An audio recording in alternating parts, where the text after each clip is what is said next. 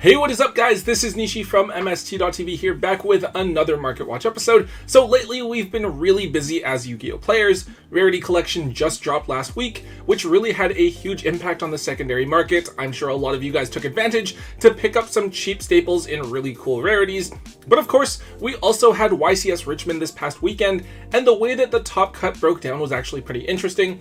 We did also have the reveals from Phantom Nightmare over in the OCG, which is the next core set that we should be getting in early 2024. And while it's looking like it'll be a pretty underwhelming set in terms of meta impact, maybe that's just what we need with all of the crazy sets we're getting at the end of the year here.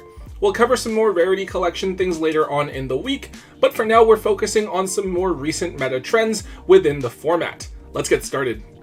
Alright, so kicking things off, we have Wanted, Seeker of Sinful Spoils. So of course, Wanted is the second most expensive card to come out in Age of Overlord, just behind SP Little Knight. Wanted is of course a piece of the Diabellstar engine, which was extremely popular over in the OCG, pushing Rescue Ace to become the best deck of the format over there. And early on, the results were very promising here in the TCG as well, as Rescue Ace Diabellstar really took the majority of top spots at YCS Indianapolis. Now, part of this may have been just like the surprise factor, as the deck hasn't dominated as much over the last couple of events in Bolivia and Richmond, but the deck is still doing well.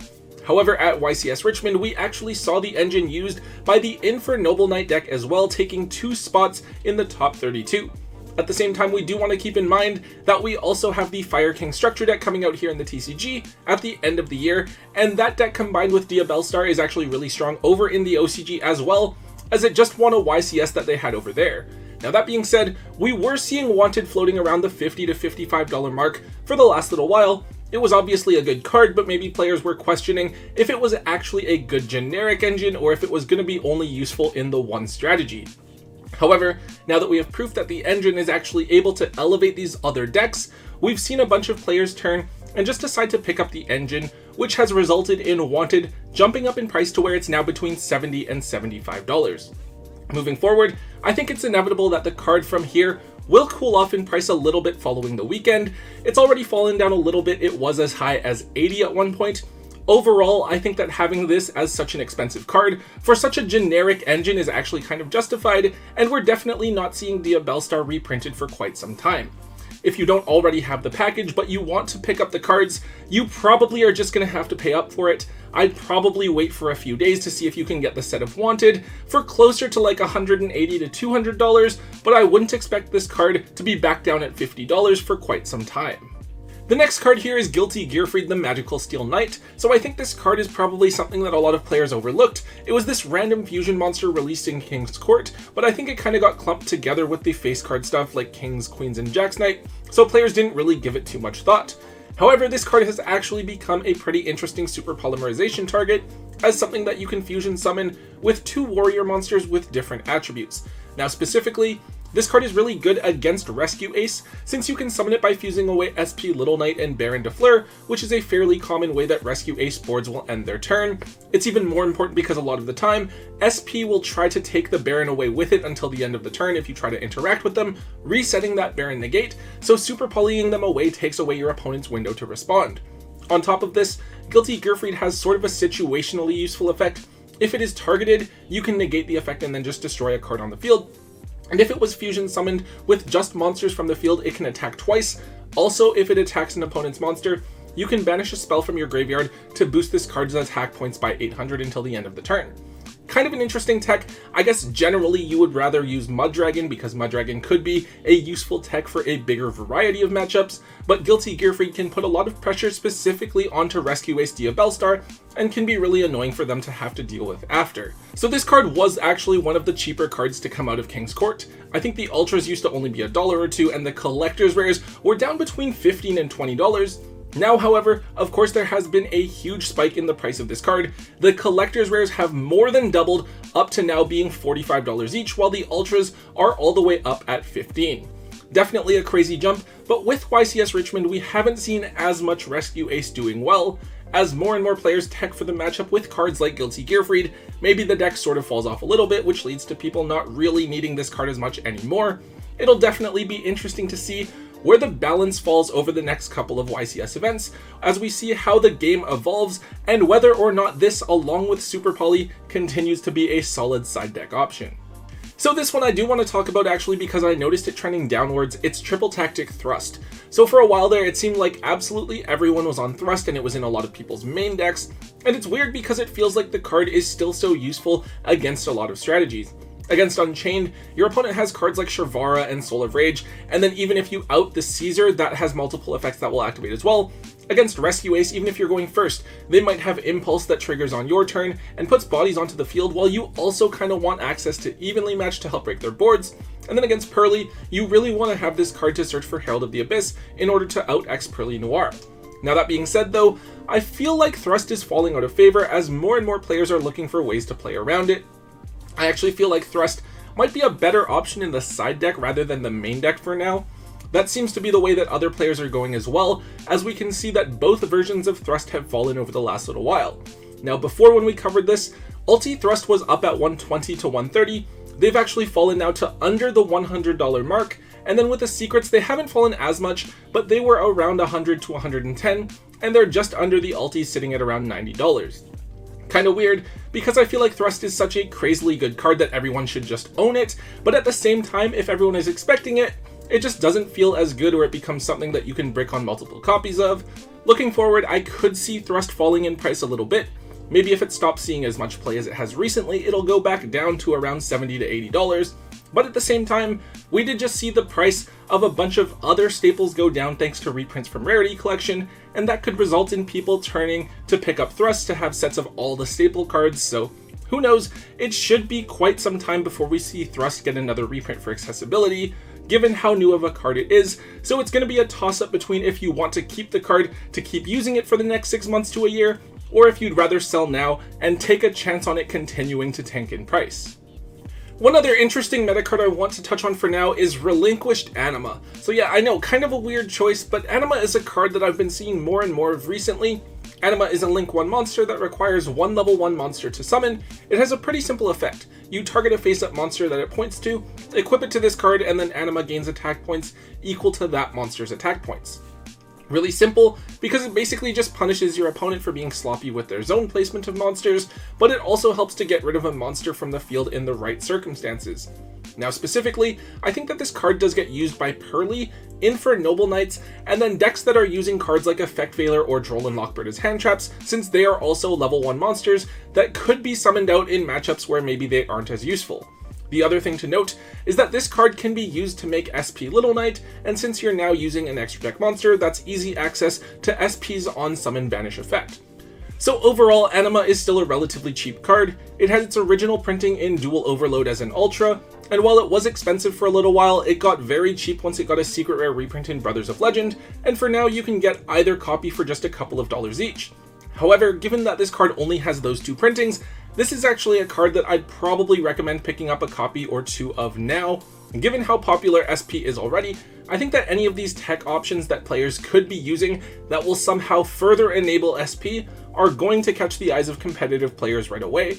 It definitely wouldn't surprise me to see Anima at least $5 within the next couple of weeks here, so I'd definitely recommend picking up a copy or two while it's relatively cheap.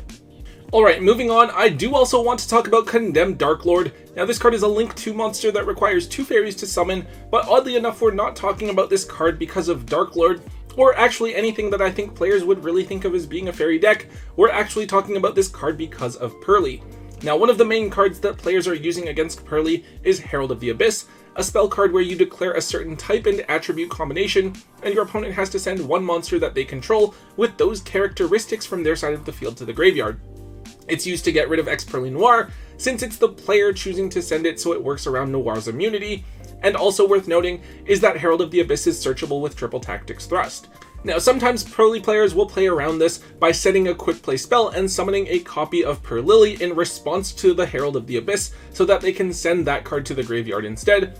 But one other option that Pearly players can also go with is to make a copy of Condemned Dark Lord and let it sit in the extra monster zone so that it can be sent if your opponent tries to get Herald of the Abyss. I remember a few months ago, when everyone was talking about this card as a tech, I think that Jesse Cotton covered it in one of his earlier videos, but after Delicious Memory got hit here in the TCG a bit earlier than everyone was expecting, I think it kind of fell off, and not too many people were paying attention to the card. However, just over the last little bit here, we've seen Condemned Dark Lord trending back up in price to where it's now a solid $6 to $7 card. I'm not 100% sure about this. I haven't seen too much from Pearly recently. My closest assumption is that the release of Ken and Gen helping out the Pearly deck with all of those spells, you're not as dependent on your normal summon as some other decks, and the two allow you to take advantage of a slightly bigger Dark World engine in addition to Thrust and Talents. It's an interesting way to play the deck a little bit differently, but only time is going to tell us if the two cards are actually enough to make Pearly an even stronger contender in the current format, and if that will result in more players playing Herald of the Abyss, which in turn would lead to more people needing to pick up Condemned Dark Lord to run in their Pearly strategies. For now though, since it does seem like more of just an option, you may want to just keep a single copy for yourself to use, and then offload any additional copies you may be sitting on while they are hyped up in value. Okay, so moving on to a couple of other interesting ones. The first one here is called Amphibious Blowship Amblo Whale. Sorry, I probably did botch that name there, but this is a really interesting card. So one of the important reveals from Phantom Nightmare is a card called Prisoner Princess of Fruitful Flames. It's a really strong Link 3 monster, looking like one of the best cards to come out of the set, specifically for fire decks, which is important considering we have Rescue Ace in the format right now, and we'll be getting Fire Kings by the end of the year. One important thing to note is that Prisoner Princess locks you into fire monsters while it's on the field, so you can't use it to end on something like Appaloosa, and because of this, the Link 4 players that players are actually looking to end their boards with is Amblo Whale. Now this card itself is pretty underwhelming. It's a big body for a Link 4 monster, but if it's destroyed, it summons a Link 3 or lower fire monster from your graveyard, and if a Link 3 or lower monster you control is destroyed while this card is in your graveyard, you can banish this card from there to non-targeting destroy a card on the field. So yeah, I think if this card weren't a fire monster, it definitely wouldn't be seeing play at all, but because it happens to be a fire monster that fits in perfectly with the rest of the extra deck in anything that's going to be playing Prisoner Princess, it's going to see play. Now, interestingly enough, this card was only available as a holo from the Dark Neostorm sneak peek as an ultra rare, and that's going for around $5 to $6 per copy right now. There is also a rare printing, but those are under $0.25 each if you just want to pick up a copy for yourself to play with. I do believe that this is a solid card for any deck looking to use the Prisoner Princess card after Phantom Nightmare drops, and this is a relatively cheap card for what is technically a max rarity printing, since it's really not breaking anyone's bank at just $5 each. Just don't expect this to become a crazy expensive card anytime soon either.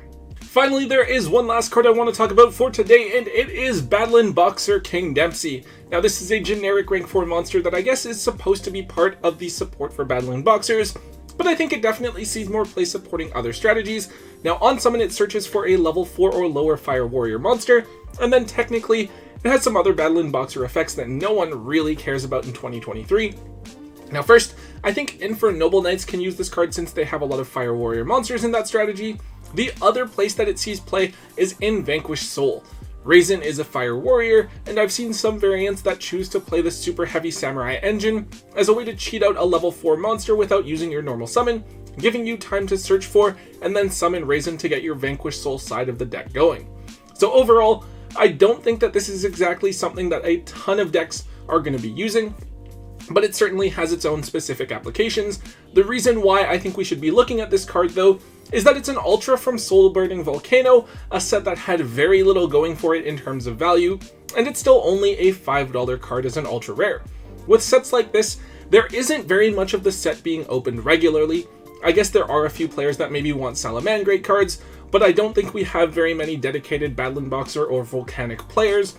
That said, there will still be players who want this card, and they'll be likely having to turn to buying staples in order to pick up their copies, and if enough rogue players are looking to grab this card and there's few enough quantities, then the card is probably very likely to move up in price rather quickly. I'm not going to say that this is something that you should just buy a bunch of copies of, since the card is still relatively limited in terms of its application within the game. But if this is a card that you see yourself maybe wanting to use in the future, or if you're the type of player that just likes having access to cards that are potentially useful, this is one that you might want to grab while it's relatively cheap. Alright guys, that is all we have for today's episode. I think that moving forward for the next couple of months, things should be a little bit slower, as everyone just gets ready for the holidays, but sometimes that is a good thing too, because with so many side sets being released at a time, it might just be good for us to take a step back enjoy all of the amazing new cards and reprints that we've gotten over the last little while. Anyways, guys, if you did enjoy today's Market Watch, please make sure that you let me know by hitting that thumbs up button. Also, make sure you leave a comment in the comment section down below and hit that subscribe button if you haven't already. And until next time, guys, don't forget to hold on to your MST.TV.